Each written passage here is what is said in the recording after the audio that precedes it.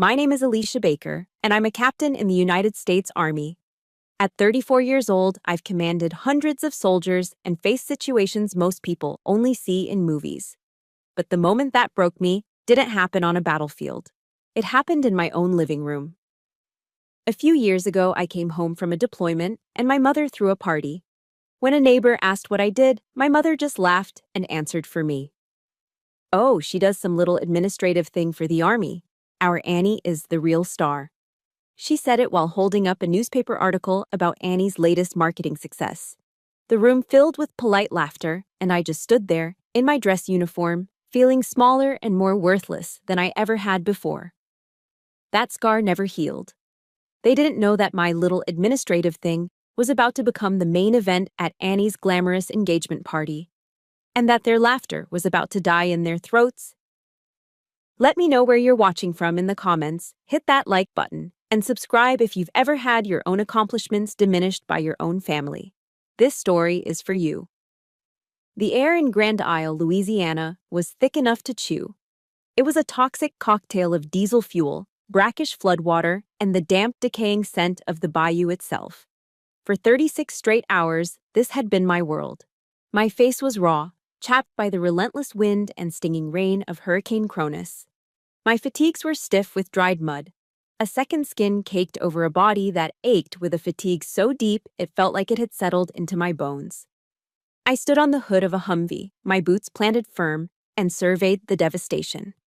The water, a murky, churning brown, still rushed through what used to be streets. Uprooted oak trees lay like fallen giants, their roots clawing at the sky. This was the aftermath. This was my office. For the last day and a half, I'd been in command of an Army Corps of Engineers team.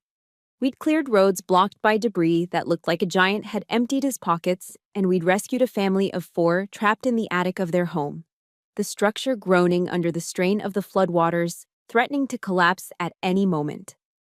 I can still see the little girl's face, her eyes wide with terror as my sergeant pulled her through a hole we'd cut in the roof. The exhaustion was a physical weight, pressing down on my shoulders, but as I looked out at the chaos, a quiet, fierce pride burned in my chest.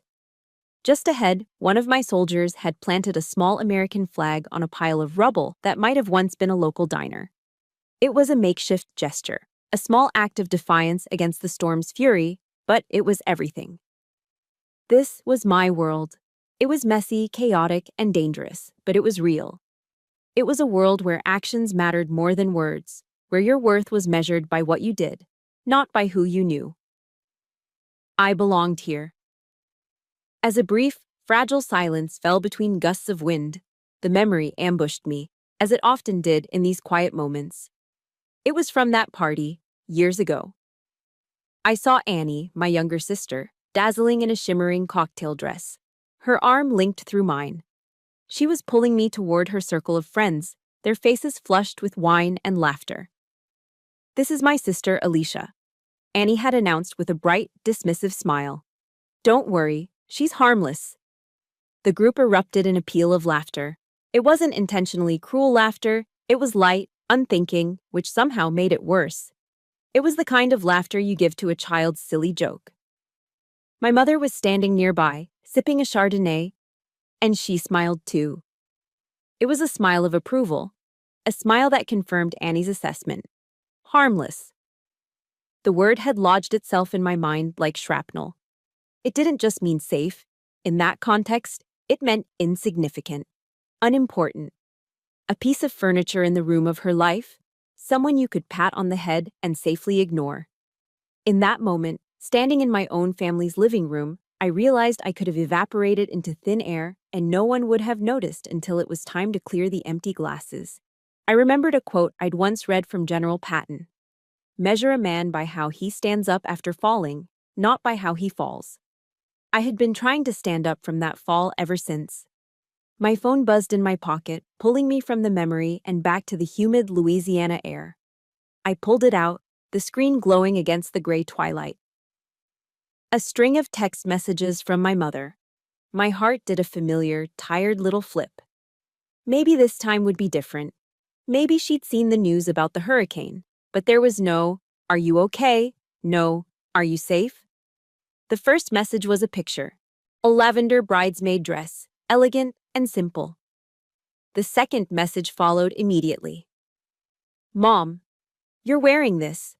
No arguments. I stared at it. The color of a calm spring morning, so alien in this landscape of brown and gray destruction. The third message popped up. Mom. And remember, do not wear your uniform to the party. It looks so funereal. Funereal. I looked down at my mud-caked uniform, the uniform I had worn while pulling that terrified little girl to safety. The uniform that meant everything to me. A funeral for what? For their perfect family image. Then came the final message, the one that landed like a hammer blow to the chest. Mom, I told everyone you do administrative work for the government. It's just less complicated that way. I squeezed the phone so hard I thought the screen might crack. Administrative work. With one simple lie, my mother hadn't just simplified my life for her friends, she had erased it. She had erased the deployments, the training, the command, the 36 hours of grit and leadership I had just endured.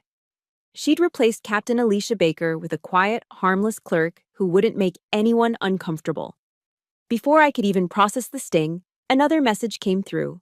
This one was from Annie. Annie, you have to be there. But please, no stories about the hurricane or the army. Mason and his friends are all SEALs. They don't want to hear anything tacky. Let's not make it heavy. A dry, mirthless smile touched my lips. Tacky. Leading a mission that saved 27 people from rising floodwaters was now considered tacky. Making an entire community safe enough for first responders to enter was heavy. I stared at my calendar app, the date of the engagement party circled in digital red. My fate was sealed. The orders had been given, not by a commanding officer, but by my family. 3 days. I just had to survive 3 days in the role they had written for me. 3 days as the harmless, administrative older sister. The flight from Louisiana to South Carolina was a blur of exhaustion and flickering cabin lights. I had my noise-canceling headphones on, listening to a Brené Brown podcast. Her voice was calm and steady, talking about courage and vulnerability. Vulnerability is not weakness, she said. It's our greatest measure of courage. The words resonated somewhere deep inside me, but felt like a language I hadn't yet learned to speak. I was trained to be the opposite of vulnerable. I was trained to be a fortress. But right then, I felt like a fortress with crumbling walls. Stepping out of the Charleston airport was like stepping into a different country. The air was clean, tinged with salt from the nearby Atlantic and the sweet scent of jasmine. Gone was the oppressive humidity and stench of decay. Here, everything was pristine, perfect. The palm trees stood in disciplined, perfect rows along the boulevard. The historic homes, painted in soft pastels of peach and sky blue, were meticulously preserved, each one a postcard of Southern grace. It was beautiful, but it was the kind of beauty that felt demanding. It made me feel suffocated, acutely aware of the mud I felt was still under my fingernails, the grit still in my soul. I felt like a smudge on a white silk dress. My phone buzzed, pulling me from my thoughts. It was my mother. Mom, have you been to Saffron's boutique yet? I had a dress put on hold for you. Try to look a little feminine. I don't want Mason's friends to think we have a weird daughter. Weird. Another word for their collection. I'd been harmless, complicated, and now I was weird. It was their polite, middle-class way of saying I didn't fit into the perfect picture they had so carefully curated. I decided to get the worst of it over with and called Annie. The phone picked up on the third ring. I could hear the clatter of silverware and muffled voices in the background, the sounds of party prep. Annie's voice was distracted, airy. "Oh, hey, you're here," she said, as if I were a catering delivery she'd almost forgotten about. "Listen, be on time tonight, okay?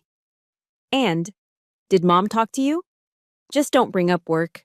I don't want Mason to feel like he has to compare notes or anything. He's a SEAL, you know. It's a whole different league." I swallowed, the lump in my throat feeling hard and dry. A whole different league. The words stung more than she could ever know. It wasn't just about making Mason feel comfortable. It was about her own insecurity. She was terrified that her fiancé, the elite Navy SEAL, might actually look at me and see something other than the harmless, weird older sister she'd always painted me as. She needed me to stay in that box to feel safe. I get it, I said, the words tasting like ash. It was the same answer I'd given 100 times before to 100 similar requests. I ended the call and found a small, quiet coffee shop off King Street, the smell of roasted coffee beans a welcome comfort. I needed a moment to ground myself, to connect with the one world where I wasn't an inconvenient accessory. I opened my laptop to check my work email, expecting routine updates, logistical reports. But one email stood out, its subject line in stark red letters, urgent. It was from Corps Command. My heart seized. My fingers felt cold as I clicked it open. The message was brutally short, stripped of all military courtesy. It was a punch to the gut. The inquiry into my command decision during Hurricane Cronus hadn't just been filed.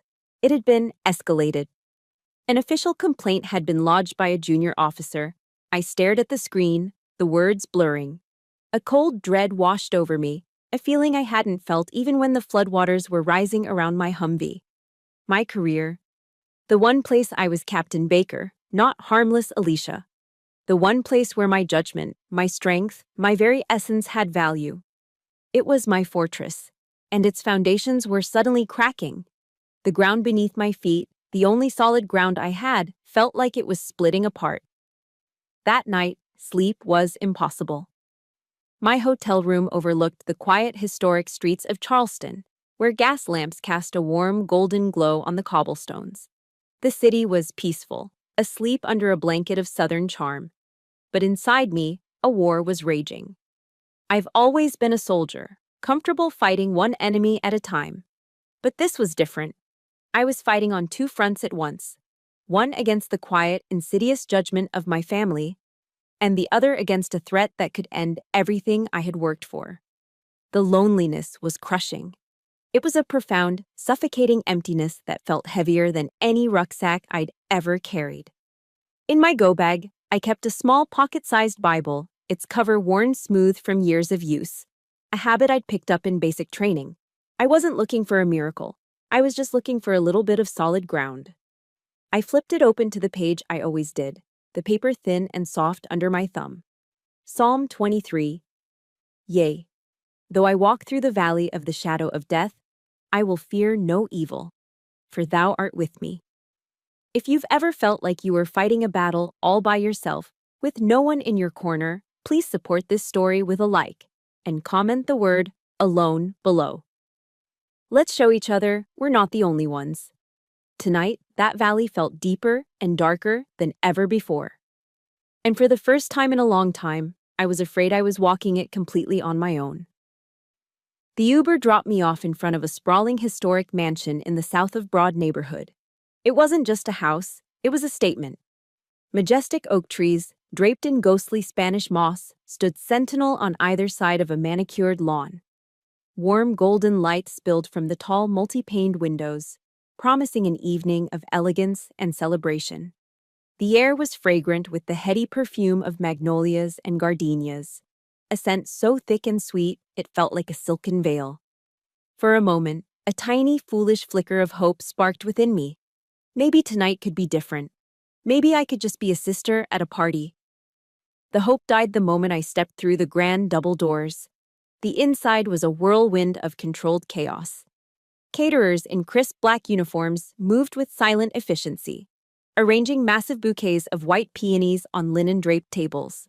The air chimed with the delicate clinking of crystal glasses. And there was my mother, her eyes scanning the room like a general surveying a battlefield. The lavender dress I'd picked up from Saffron's felt simple, almost plain, amidst the opulence. I felt hopelessly out of place. Her eyes landed on me, and she immediately glided over, her smile tight and practiced. There was no hug, no warm welcome. Her first move was to reach out and tug at the shoulder of my dress, smoothing a wrinkle that wasn't there. "Stand up straight, Alicia," she whispered, her voice a low, urgent hum of authority.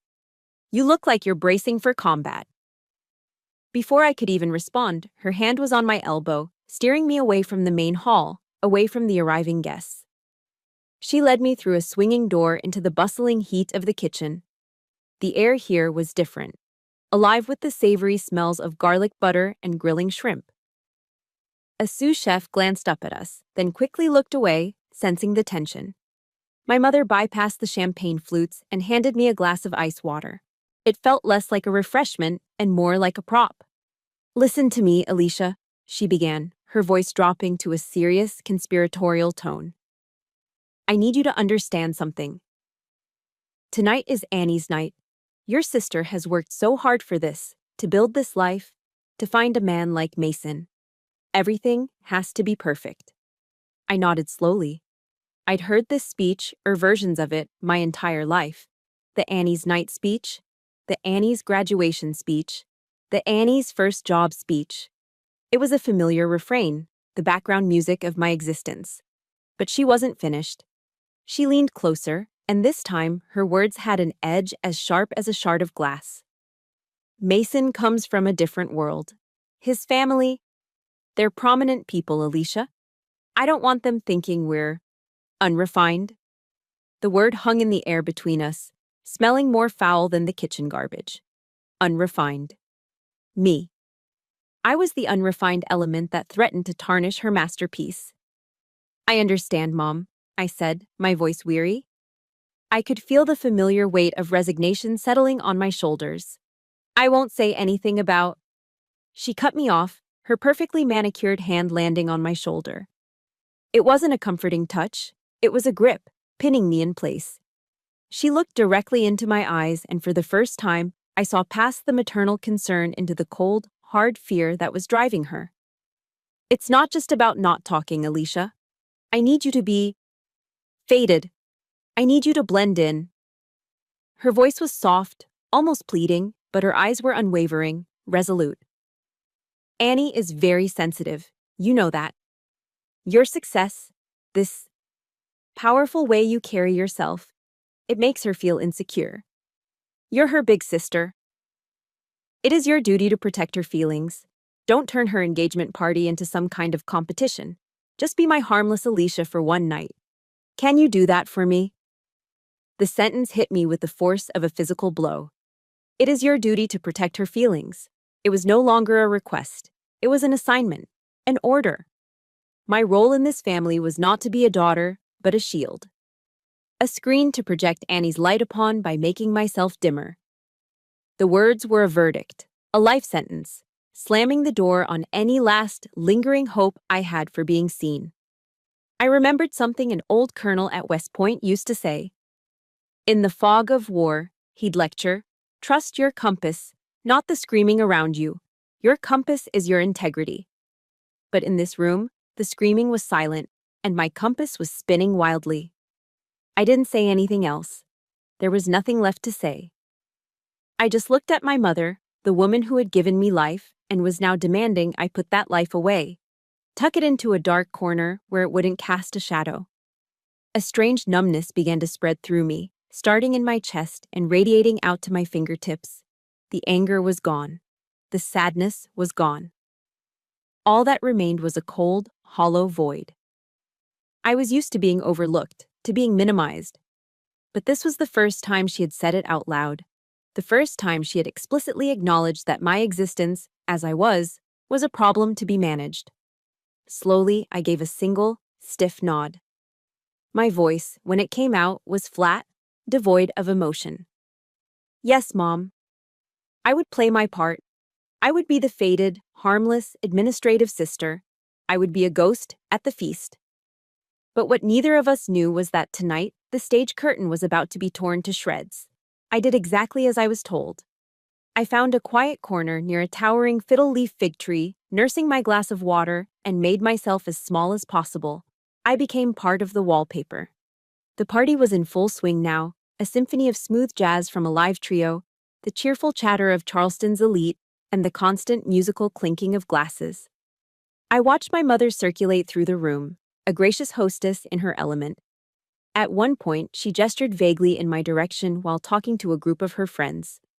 "Ah, yes, and that's my eldest, Alicia," she murmured, her voice barely a whisper before quickly steering the conversation back to the main attraction. And what an attraction she was. Annie, radiant in a simple but impossibly expensive white silk dress, was the undeniable center of this universe. She stood beside Mason, her hand resting possessively on his arm, laughing at something he said. Every eye was drawn to them. I was exactly what my mother had ordered, a shadow no one noticed. The role fit uncomfortably familiar. But the peace of invisibility never lasts. My mother's best friend, a woman named Carol with perfectly coiffed silver hair and eyes that missed nothing, broke from her circle and zeroed in on me. She held a half-empty glass of champagne like a scepter. "Alicia, dear, isn't it?" she asked, her voice dripping with a cloying sweetness that set my teeth on edge. Her eyes, however, were not sweet. They were analytical, scanning me from head to toe. "Your mother tells me you're in the military. How fascinating. Do you drive one of those big trucks? Or perhaps you have a nice, safe desk job somewhere?" Before the condescending question could fully land, a man I didn't know, with a red, florid face and a booming laugh, leaned in. "Has to be HR," he declared to the small crowd that had started to gather. "She's far too petite to be doing any of the heavy lifting." They chuckled amongst themselves, a smug, self-satisfied sound. It was the laughter of people who believed they understood the world perfectly. I felt a familiar coldness settle in my stomach. A quote from Theodore Roosevelt, one I'd had to memorize at West Point, echoed in my mind. "It is not the critic who counts. The credit belongs to the man who is actually in the arena, whose face is marred by dust and sweat and blood." These people weren't just critics. They were spectators jeering from the comfortable seats. All I could manage was a tight, brittle smile. It was a mask I had perfected over many years. Then, the final betrayal. My mother drifted over, not to rescue me, but to join the circle. She placed a chummy hand on Carol's arm, aligning herself with them, with me on the outside. "Oh, you all, stop teasing her," she said. But her voice was laced with the very same amusement she was pretending to scold. The smile on her face didn't reach her eyes. "Her job is important too. Someone has to file the paperwork so the real soldiers can go out and fight, right?" The group erupted in another wave of laughter, this one louder, more confident. The words, coming from my own mother, hit me with a physical force. They hurt more than any insult from a stranger ever could. She hadn't just failed to defend me, she had picked up the knife and delivered the final, twisting cut herself. In that moment, the elegant ballroom, with its sparkling chandeliers and fragrant peonies, felt like a hostile interrogation room. Across the room, I noticed a distinguished-looking older gentleman with the unmistakable posture of a military man. A retired army general, I guessed, watching our little group.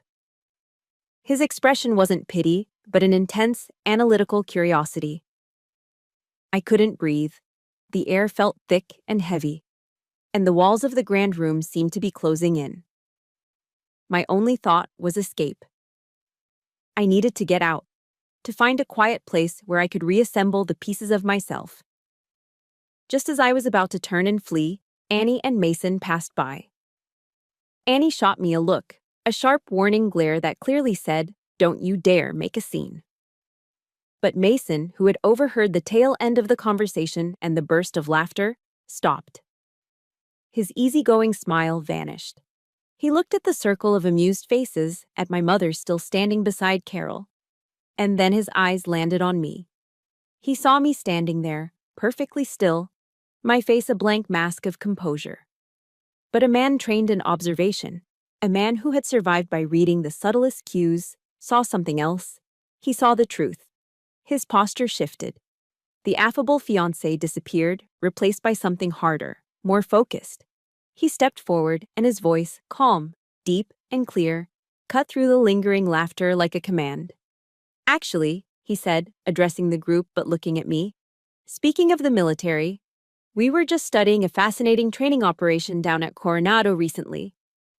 The circle fell silent, their attention immediately shifting to him. He was, after all, the guest of honor, the Navy SEAL, the hero of the evening. They leaned in, eager to hear a story from the world of special operations. I just stood there, frozen, unaware that the story he was about to tell was my own. Mason held the room's complete, undivided attention. He was a natural storyteller, and the guests were captivated, leaning in to catch every word. He began talking about the Hurricane Cronus relief effort, painting a vivid picture of the chaos on the Gulf Coast. He described it as a textbook case of what they studied in special operations, a study in controlled chaos. He was detailing the most critical moment of the operation. A convoy, loaded with life-saving medical supplies and MREs, was approaching the last viable bridge, the main artery into a community of thousands who were completely cut off. And the CO on the ground, Mason was saying, his voice resonating with professional admiration, had a split-second, gut-wrenching call to make. The intel was shaky. Stick to the primary route and risk the entire convoy on that bridge, or divert to an unvetted secondary route and lose hours of precious time that people didn't have. Something inside me, some deeply buried instinct, took over. It wasn't a thought. It was a reflex, a twitch of muscle memory forged in the crucible of command. My mind was no longer in a Charleston ballroom. It was back in the howling wind and rain, staring at a satellite map, the lives of soldiers and civilians weighing on my every decision. My voice emerged, not loud, but with a clipped, authoritative clarity that sliced through the hushed ambiance of the party. That route was not viable, I stated, the words devoid of any social grace. The diversion was to Highway 190. The bridge on Interstate 12 was already compromised by floodwater. Based on the engineer's final report, it had a catastrophic failure probability within 10 minutes. I spoke the words as if I were in a tactical operations center delivering a battlefield update. It was a statement of cold, hard fact. The effect was instantaneous and absolute. A profound, suffocating silence descended upon the ballroom.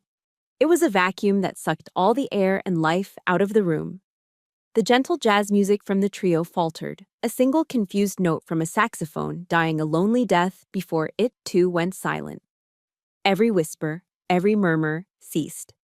I could feel the heat of my mother's and Annie's eyes on me, twin lasers of disbelief and white-hot fury. I had broken the cardinal rule. I had spoken out of turn. I had stopped being invisible. But Mason didn't look annoyed. He didn't look offended that I had publicly interrupted and corrected him. His entire bearing shifted. The easygoing charm of the fiancé evaporated, replaced by the sharp, focused intensity of an operator. He looked at me, really looked at me, for the first time. It was a penetrating, analytical gaze that bypassed the lavender dress and the carefully constructed mask of composure on my face. It was the look of a professional recognizing another. Across the room, the retired general's eyes narrowed, not in confusion, but with a sudden, sharp glint of understanding, like a hunter who has just spotted his quarry. Mason's voice was different now, stripped of all social pleasantry. It was the direct, incisive tone of a man used to getting immediate answers in high-stakes situations. "How do you know that detail?" he asked. I held his intense gaze, my own voice remaining steady even. I was there. 3 words. That's all it took. 3 words that landed in the dead silent room with the concussive force of a physical impact. On Mason's face, a flicker of disbelief warred with a sudden, dawning comprehension. It was like watching a complex equation solve itself behind his eyes. He straightened his posture, rising to his full height, his eyes scanning me with a raw, unconcealed astonishment. He wasn't looking at his future sister-in-law anymore. He was assessing an unknown variable on the battlefield. And then he took a half-step forward, commanding the space. He asked the question that detonated the entire evening. He used my full rank and title, his voice resonating with crisp military formality, each word a hammer blow against the flimsy, pathetic lies that had defined me in this world. "Are you Captain Alicia Baker?" he asked, his voice ringing with authority. "Commanding Officer of Task Force Alpha, 82nd Airborne Division, Disaster Relief?" The silence that followed was so thick, so absolute, it felt like a physical pressure. It was a silence filled with the frantic, unspoken questions of every guest in the room. I saw my mother's gaze dart wildly from Mason to me, her mouth hanging slightly agape, her carefully constructed world beginning to fracture right before her eyes. Annie was rooted to the spot. a statue of pure disbelief, the color draining from her face. For the first time all night, I lifted my chin.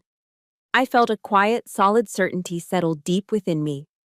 I met the stunned eyes of Carol, and the red-faced man, and my mother, and my sister. And then my gaze returned to Mason.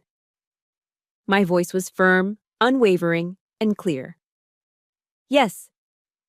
What happened next destroyed the carefully constructed fantasy of the party forever.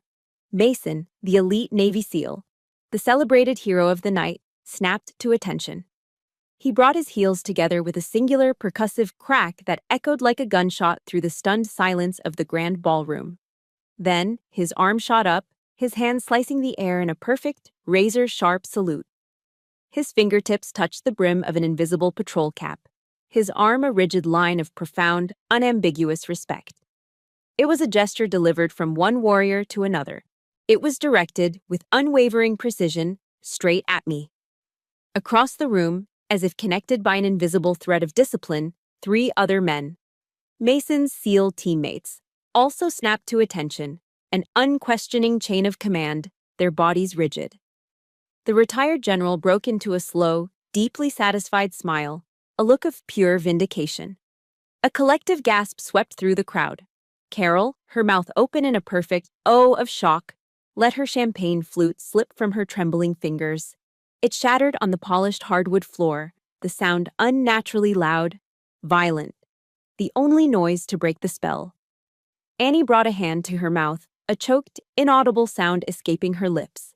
Her eyes, wide with a look of pure, unadulterated horror, were locked on me, as if seeing a terrifying stranger for the very first time. For the first time in my life, standing in the crosshairs of my family's world, I didn't have to shrink. I didn't have to fade. Instead, I stood anchored in my truth, as the entire room was forced to recalibrate around my unshakable center of gravity. For a long moment, the only sound in the opulent ballroom was the faint, tinkling echo of shattered glass. Mason held his salute for a beat longer, a silent, powerful acknowledgement, before lowering his hand. He turned to the stunned, silent crowd, his expression unreadable, but his voice carrying the weight of indisputable authority. The relief operation Captain Baker commanded during Hurricane Cronus, he began, his voice calm and clear, cutting through the thick tension, is now being used as a case study at Coronado. A wave of murmurs rippled through the guests. Coronado. The word itself was legendary. It's a study in decisive leadership under extreme pressure, Mason continued, his eyes briefly finding mine again. Her voice on the comms, the clarity of her commands in the middle of that storm. It's something every SEAL candidate is required to listen to and learn from. He then turned his head slightly towards the retired general, who was still watching intently. Isn't that right, General? The general, a man who radiated a lifetime of command, gave a firm nod. Absolutely correct, he confirmed, his voice a low rumble. Captain Baker's after-action reports are a masterclass in clarity and decisive action, a model for the officer corps. The validation from 2 unimpeachable sources sent another shockwave through the room. I saw someone in the back pull out their phone, their thumbs flying across the screen. A moment later, his voice was a disbelieving whisper that was somehow audible in the quiet room. My God. It says here she saved 27 people. Those words were like a series of hammer blows, not to me, but to the fragile, carefully constructed world of my mother. She took a hesitant step toward me, her hands trembling slightly. Her eyes were wide with a kind of dazed horror, as if she were looking at a complete stranger who had inexplicably taken her daughter's place. You're a captain? She stammered, the words sounding foreign and unbelievable on her tongue. Alicia? Why? Why did you never tell me? I looked directly into her eyes, into the swirling vortex of confusion and denial. And I said nothing. Because I had told her. Not always in words, but I had told her with every late-night call from a different time zone, with every holiday missed, with every promotion, with every ounce of dedication I had poured into the only life that ever made sense to me. I had lived that truth in front of her every single day. She had simply chosen not to see it. My silence now, in this shattered room, was louder and more damning than any accusation I could ever make. It was Annie who broke first. Her shock curdled instantly into a hot, defensive rage. She strode towards me, her beautiful face flushed a deep, ugly red with shame and fury. She got right up in my face, her voice a venomous whisper that was somehow more violent than a scream. "What did you do?" she hissed, her eyes blazing. "This is my engagement party. Why do you always have to make everything about you? You planned this, didn't you? You did this just to embarrass me." The accusation was so breathtakingly irrational, so completely self-absorbed, that it almost defied a response. She hadn't heard the truth. She had only heard the applause for someone else. She saw my moment of vindication as her moment of being upstaged. Mason, hearing her words, frowned deeply. He gently took her arm, a restraining gesture that she angrily shook off. It was in that chaotic, emotionally charged moment that my phone vibrated in my clutch. A new kind of cold, far sharper than the chill of my mother's disapproval, shot through me. I pulled it out. The screen displayed a single, encrypted message from command. My heart stopped. The words were stark, brutal, and stripped of all context. Suspension advisory in effect. Report to JAG office, Fort Bragg, 0800, HRS, immediate. The irony was a cruel, physical blow. In the very instant I had finally reclaimed my honor in the eyes of my family, it was being threatened in the only world that truly mattered. The victory was hollow. The ground I had just gained crumbled beneath my feet. I had to go, now. My training took over. Emotions were a liability. The mission was all that mattered. I turned to Mason, giving him a single, curt nod of thanks. It was all I could offer. Then I faced my mother and Annie, my face a neutral mask. "I have to go." Annie let out a sound that was half scoff, half sob. "Work, of course, I knew it," she cried out, her voice rising, finally finding its volume. "You always put your stupid job before this family." I looked at my younger sister one last time. The anger was gone, replaced by a profound, glacial calm. "This isn't my job, Annie," I said, my voice quiet but as cold and hard as steel. "This is who I am. If you believe that our true family should be the ones who build us up, not tear us down, please hit the like button and show your support by commenting, 'I stand with Alicia,' below." And with that, I turned my back. I walked away from the shattered glass, from the wreckage of my mother's perfect party, and from the smoking crater where my relationship with my family used to be. I walked straight out the door and into the cool Charleston night, a soldier marching toward her next war. I burst out of the mansion's grand entrance and into the cool, humid embrace of the Charleston night. The sudden shift in atmosphere was a relief, like coming up for air after being held underwater. I didn't look back. The sounds of the party, the smooth jazz, the shocked whispers, the ghost of laughter, faded behind me, along with the image of my mother's stunned face and Annie's incandescent rage. They were scenes from a life that no longer felt like mine. My rental car was parked down the street. I got in, the cheap fabric of the seats a stark contrast to the opulence I'd just left.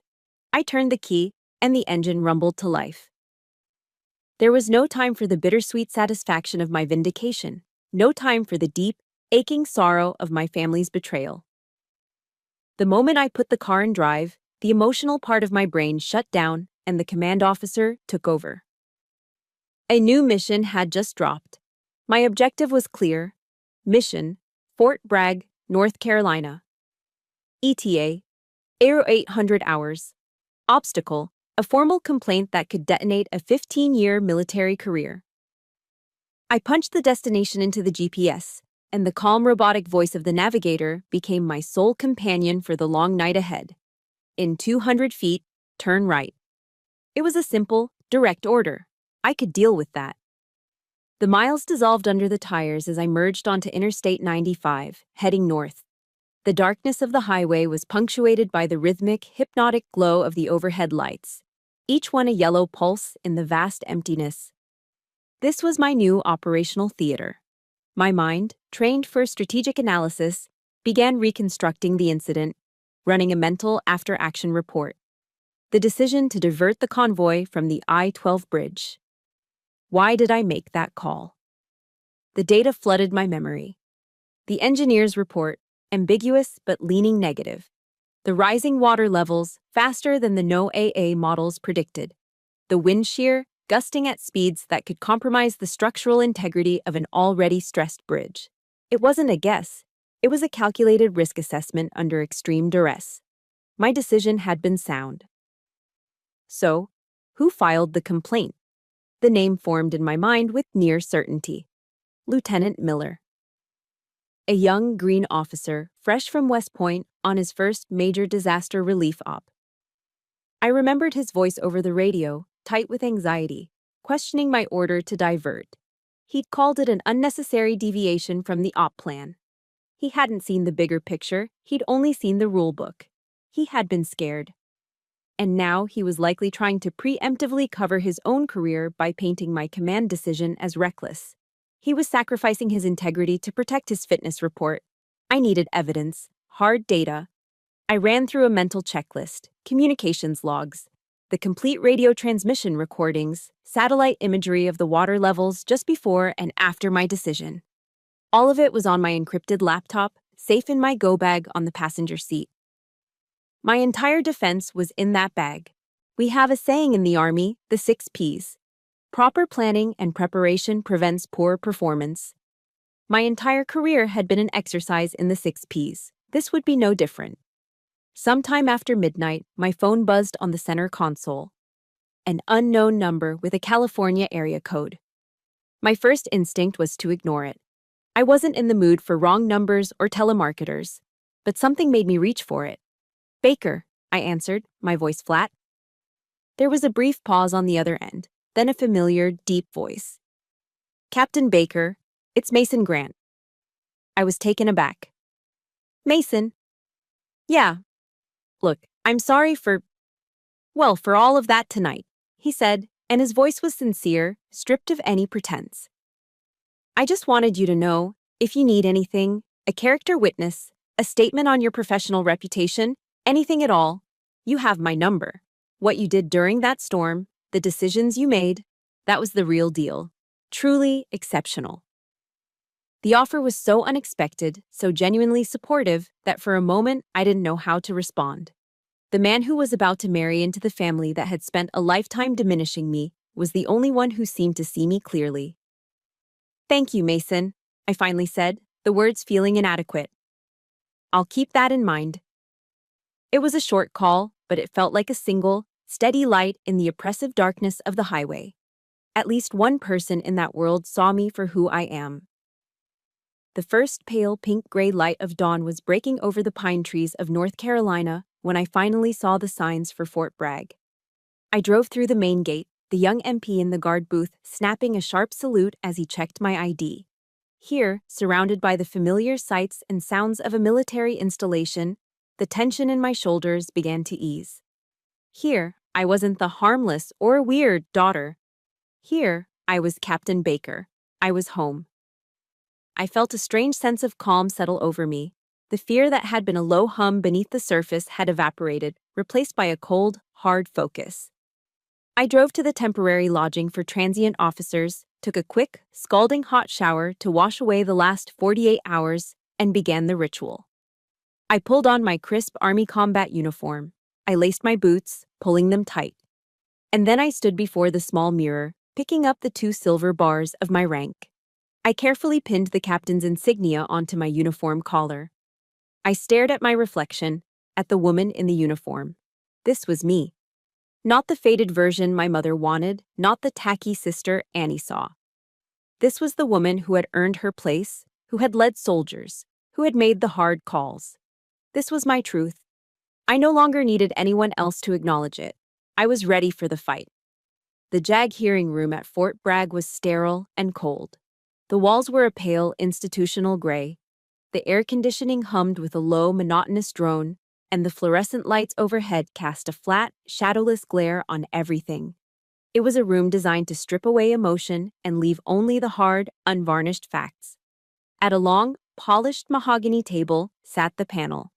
A full colonel, a lieutenant colonel, and a major from the JAG Corps. Their faces were impassive, their posture rigid, their expressions revealing nothing. This was not a jury of my peers. This was a tribunal of my superiors. I stood at attention, my spine straight, my gaze fixed on a point on the wall just above their heads. Across from me, at a separate, smaller table, sat Lieutenant Miller. He looked nervous, his knuckles white where he gripped a pen, but he'd rehearsed his part well. When the presiding officer, the colonel, gave him the floor, he stood and delivered his testimony with a practiced fluency. He painted a picture of a commanding officer who was reckless, who deviated from a carefully approved operational plan, and who needlessly endangered her troops and the mission itself. He spoke of my abrupt and unilateral decision to divert the convoy. He made it sound like I was on some kind of ego trip, a maverick ignoring protocol. The panel listened intently, their gazes occasionally flicking over to me, their faces remaining unreadable. Captain Baker ordered us onto a secondary road that was not on the mission schematic, based on what she called a gut feeling, Miller stated, his voice ringing with false sincerity. The phrase gut feeling hung in the sterile air, an accusation of unprofessionalism, of feminine hysteria. We were fortunate that we didn't encounter any IEDs or enemy combatants, but it was a flagrant violation of established procedure. Courage, sirs, must be tempered with discipline. In this instance, discipline was abandoned. His words sounded plausible. They were crafted to appeal to the panel's deep-seated respect for order and protocol. I felt the weight of their scrutiny, the pressure in the room ratcheting up another notch. The lieutenant colonel, in particular, was looking at me now, his gaze sharp and questioning. I remained silent, my hands clasped loosely behind my back. I waited. I trusted the system. I trusted my preparation. Finally, Miller sat down. The colonel at the head of the table turned his impassive eyes to me. "Captain Baker," he said, his voice neutral. "Do you have a response?" "Yes, sir, I do," I replied, my voice calm and even. I walked forward with measured steps, placed my encrypted laptop on the table, and connected it to the large monitor on the wall behind the panel. The screen flickered to life. "Sirs," I began, addressing the panel directly, "I did not act on a gut feeling. I acted on real-time, actionable intelligence." I clicked a file. A series of high-resolution satellite images appeared on the screen, time-stamped from the day of the storm. "This is the I-12 bridge at 1400 hours, I said, using my laser pointer to highlight the image. "As you can see, the water has already breached the lower supports." I clicked to the next image. "This is at 1420 hours. You can clearly see the beginning of structural fracturing along the main pier." I brought up the next file. "These are the communications logs between myself and Battalion HQ." The logs appeared on screen, a dry, factual record of the unfolding crisis. At 1425, I requested an immediate structural integrity update on the bridge. The response, as you can see, was inconclusive. They couldn't guarantee its stability. My voice was steady, my presentation methodical. I was not a defendant pleading her case. I was an officer delivering a report. I made a command decision based on the best available intelligence at the time. My primary objective was to preserve the lives of the 27 civilians in that convoy and the 12 soldiers under my direct command. The secondary objective was to deliver the aid. A collapsed bridge would have resulted in a catastrophic failure of both. I paused, letting the data sink in. I could see the panel leaning forward, studying the screen. Miller was staring at his hands, avoiding everyone's gaze. "And now, sirs," I said, my voice dropping slightly, "I present my final piece of evidence." I opened one last file, an audio file. I clicked play. The room was instantly filled with the chaotic sounds of the hurricane, the howling shriek of the wind, the percussive roar of the rain against metal. It was the sound of being inside the storm. Then, my own voice, sharp and clear over the radio, cutting through the static. Me, on radio. "All call signs, this is Alpha 6. Be advised, we are diverting." I repeat, "We are diverting to alternate route Bravo. Acknowledge." There was a crackle of static, And then another voice. It was panicked, high-pitched, but unmistakably Miller's. Miller, on radio. Alpha 6, this is Bravo 2. That's a deviation from the op plan. We don't have clearance for that route. Me, on radio. Bravo 2. The primary route is compromised. You will follow my orders. Acknowledge. Another pause, filled with the screaming wind. Then Miller's voice came again, this time subdued, compliant. Miller, on radio. Roger that, Alpha 6. Acknowledged. I let the recording play. For another 30 seconds, there was only the sound of the storm. And then, the final, damning exchange. Me, on radio. Bravo. 2. Status report on alternate route. Miller, on radio. Alpha 6, route is clear, road is passable. Thank God we didn't take that bridge. Over. I hit stop. The recording ended, plunging the room into a heavy, profound silence. The only sound was the low hum of the air conditioner. Miller's face was ashen, the color of wet concrete. He had just, in his own words, testified against himself. His own voice, preserved forever in a digital file, had confirmed the validity of my decision and exposed the cowardice behind his complaint. The presiding colonel stared at the silent speaker on my laptop for a long moment. Then he slowly lifted his gaze to Lieutenant Miller, his expression one of cold, deep disappointment. Finally, his eyes met mine. The impassive mask was gone. In its place was a look of profound, unqualified respect. The storm that had threatened to end my career had just broken. The JAG inquiry concluded with a formal dismissal of the complaint and a commendation added to my record. The storm over my career was over. But I knew there was one last front to visit, one last piece of unfinished business.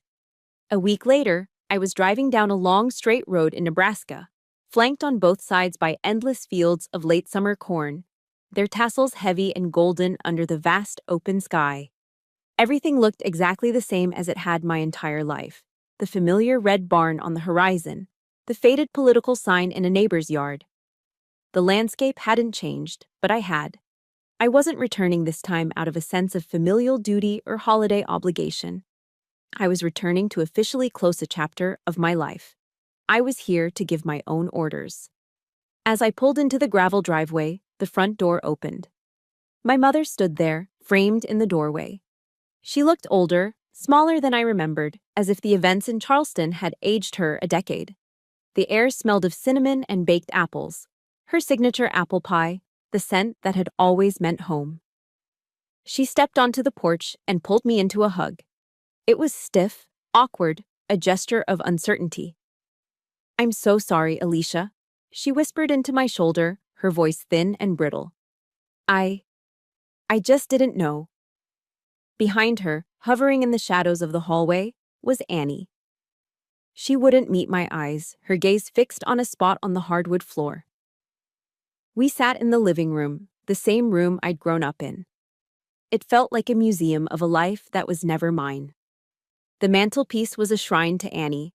Her graduation photo from Duke, a picture of her accepting a marketing award, her and Mason on a sailboat, laughing.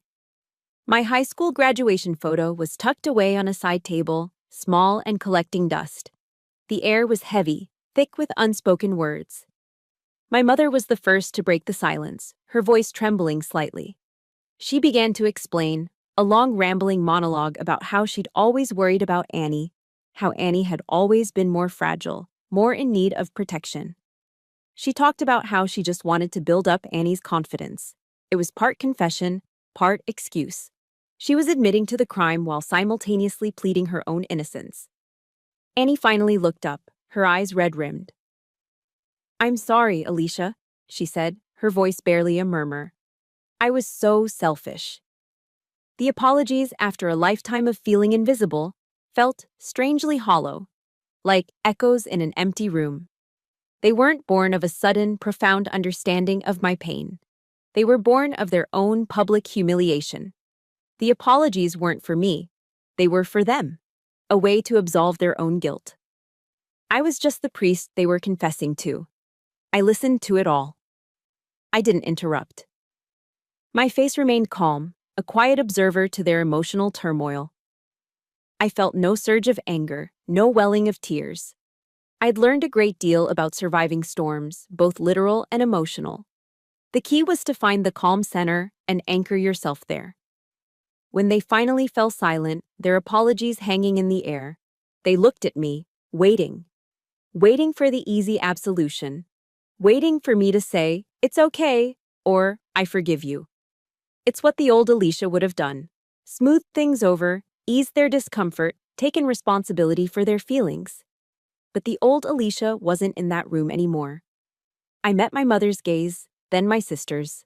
My look wasn't angry or accusatory.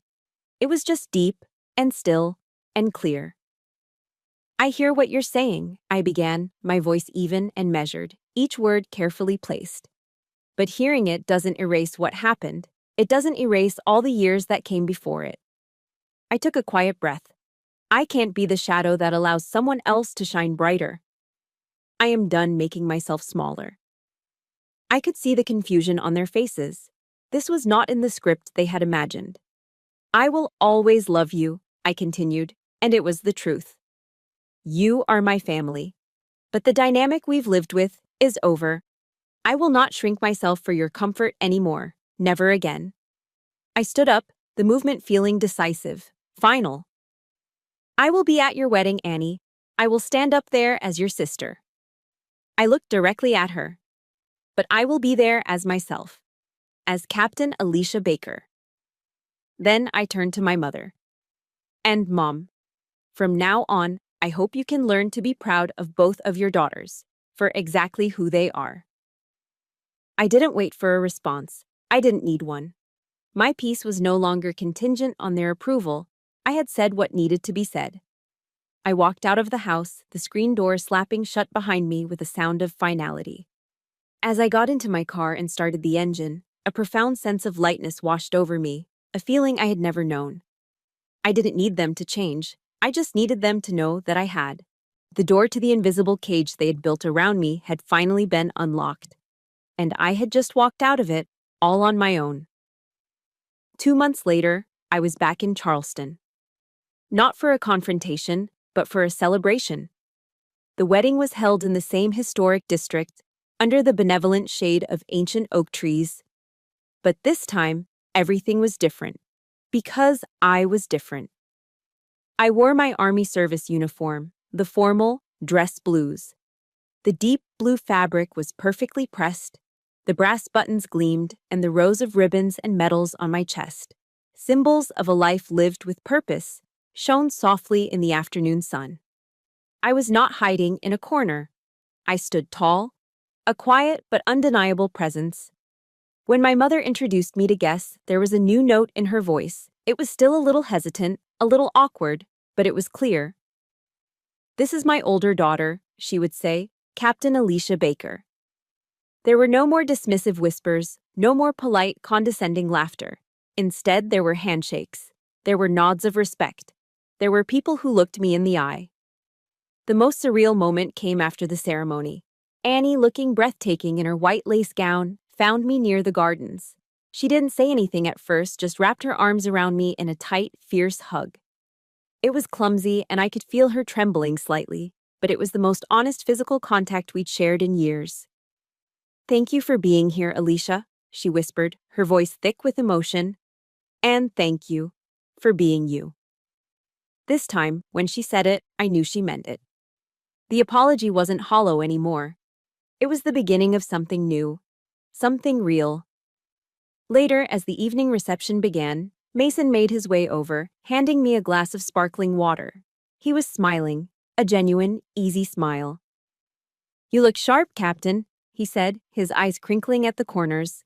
He gestured with his glass towards the joyful chaos of the wedding party. "Family, huh? It's a complicated battlefield." I took a sip of water and allowed a small, real smile of my own. "More complicated than Fallujah," I replied. He threw his head back and laughed, a deep, genuine laugh of understanding. It was a soldier's joke, a shared acknowledgement of the different kinds of wars we fight. Some overseas in the dust and the heat, and some in the quiet, carpeted living rooms of our own homes. It was a laugh between two people who understood the cost of service. A new kind of relationship, one built not on family obligation, but on mutual, hard-won respect, had been forged in the fire of that disastrous engagement party. Back at Fort Bragg, life settled into a new rhythm. My career was secure, my reputation intact. But something inside me had shifted. The storm I had weathered, both with the hurricane and with my family, had left its mark. I realized I couldn't just go back to being the same officer I was before. I had a new mission. I volunteered for the battalion's mentorship program. I specifically requested to work with junior officers, especially the young women just starting their careers. I met with them for coffee, ran PT with them, and sat with them in my office, the door always open. I didn't just teach them tactics or protocol. I shared my story. I talked about making hard decisions under pressure. I talked about the importance of integrity when you're being questioned. I talked about finding your voice in rooms where you feel invisible, and about the quiet strength it takes to build your own sense of worth, brick by brick, when no one else will build it for you. My old pain, the deep wound of being overlooked and undervalued, was transformed. It became a lesson. It became a tool. It became a legacy of strength. The voice that my own family had spent a lifetime trying to silence was now shaping a new generation of leaders. The final piece fell into place on a cool, crisp autumn morning in North Carolina. I was out for an early run around a quiet lake near Post, the mist rising off the water, the air clean and fresh in my lungs. My phone rang, and I almost didn't answer. But I saw the caller ID. It was my mom. I slowed to a walk, my heart rate steady. "Hey, Mom." "Hi, honey," she said, her voice quiet. I just wanted to call and see how you were, and to tell you, I love you." There was no big agenda, no hidden request. It was just a call. "I love you too, Mom," I said. We talked for a few more minutes about nothing and everything, and as I hung up, a profound truth settled over me with the gentle weight of the morning sun. My peace hadn't come from their apologies or their changed behavior. It had come the moment I stopped needing it. It came when I realized my value wasn't up for debate. It wasn't something they could give me or take away. I had found it myself, forged in storms, tested in hearings, and finally claimed as my own. It was defined by my actions, my integrity, and the quiet compassion I was learning to show myself. After a long and arduous journey through battlefields both foreign and domestic, Captain Alicia Baker was finally exactly where she belonged, grounded, respected, and completely, unshakably, free. Thank you for walking this long road with me. My freedom, I realized, wasn't about winning a battle against my family. It was about ending the war inside myself. It was about the moment I decided that my value was mine to define, not theirs to give. Your battlefield might look different. It might be in a boardroom or at a holiday dinner table. But the path to that same peace is always there, waiting for you to claim it. If my story resonated with you, please subscribe and hit the like button. Share it with someone who might need to hear that they are not alone. This channel is a place for stories like ours, stories of strength, survival, and the quiet courage it takes to finally become who you were always meant to be.